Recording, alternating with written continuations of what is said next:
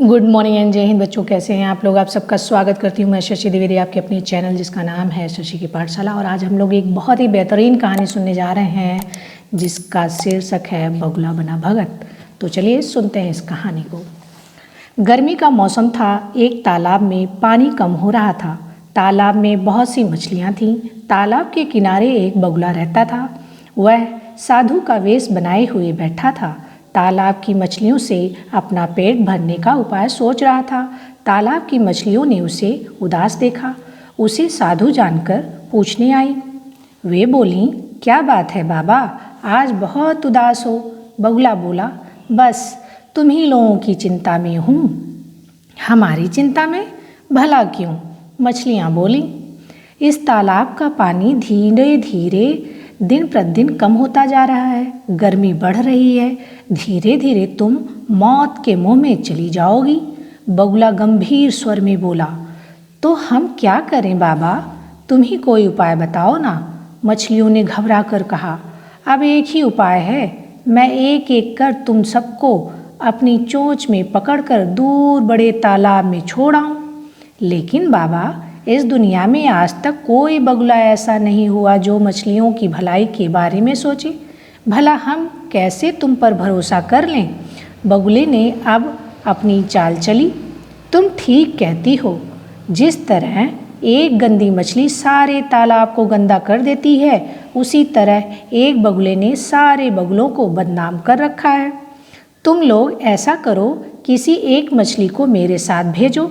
मैं उसे तालाब दिखा लाऊंगा। तुम उससे पूछ लेना। अगर यदि विश्वास होगा तो चल देना तो हो जाए। अगर विश्वास हो जाए तो एक एक करके मेरे साथ चल देना। मछलियाँ बगुले की चाल में आ गईं। उन्होंने एक मछली बगुले के साथ भेज दी। बगुला उसे बड़ा तालाब दिखाकर ले आया। उस मछली ने बड़े तालाब का बड़ा सुंदर वर्णन किया। उसे सुनकर सभी मछलियाँ चलने को तैयार हो गईं।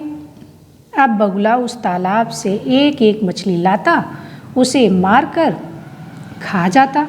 धीरे धीरे उसने तालाब की बहुत सारी मछलियाँ खा लीं। वह मोटा भी हो गया था। मछलियों को शंका हुई।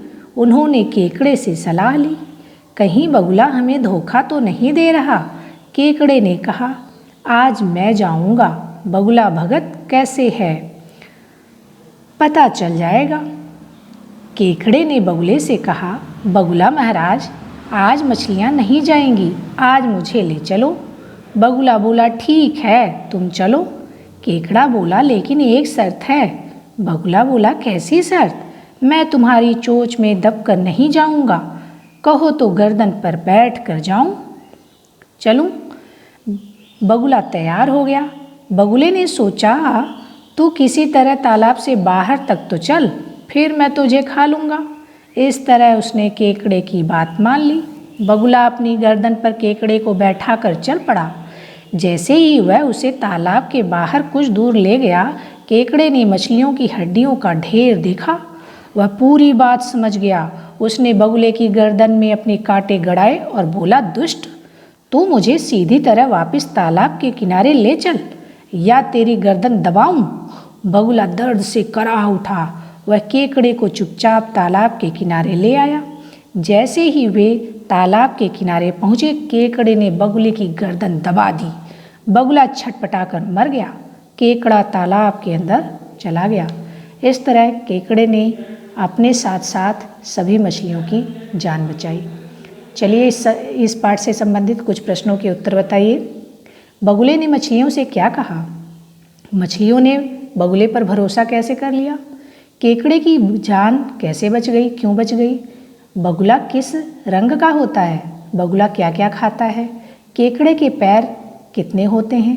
केकड़े की जगह अगर तुम होते तो बगुले का क्या करते? केकड़ा मछलियों की मदद से इनकार कर देता तो मछलियाँ किसकी मदद लेती?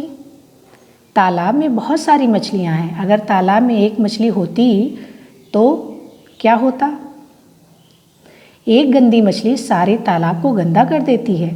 मछली की जगह मगरमच्छ शब्द का अगर प्रयोग किया जाए तो वाक्य कैसा होगा, बताइए। बच्चों,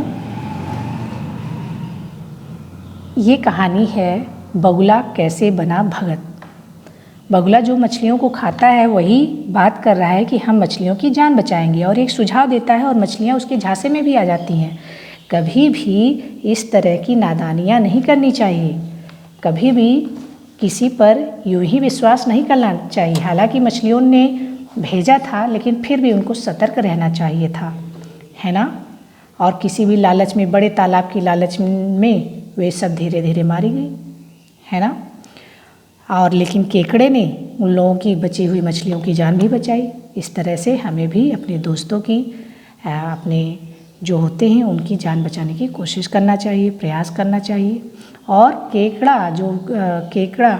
बगुला जो मछलियों को खाता है वो भगत कैसे बन गया, ये प्रश्न उनके अंदर आना चाहिए था। प्रश्न आया भी लेकिन उन्होंने बहुत ही शीघ्र विश्वास कर लिया। ऐसे हमें किसी भी दुश्मन पर, दुश्मन इसलिए क्योंकि बगुला मछलियों को खाता है तो परम दुश्मन हो गया, तो परम दुश्मन पर आप इस तरह से विश्वास नहीं कर सकते हैं, है ना। नहीं करना चाहिए, हमें हमेशा सतर्क रहना चाहिए। तो आप बताइए, आप इस कहानी से क्या शिक्षा प्राप्त करते हैं और इन प्रश्नों के उत्तर आप कमेंट करके बताइए। फिर मिलेंगे हम लोग किसी नई कहानी के साथ, किसी नई कविता के साथ। तब तक आप हंसते रहिए, मुस्कुराते रहिए। थैंक यू एंड जय हिंद।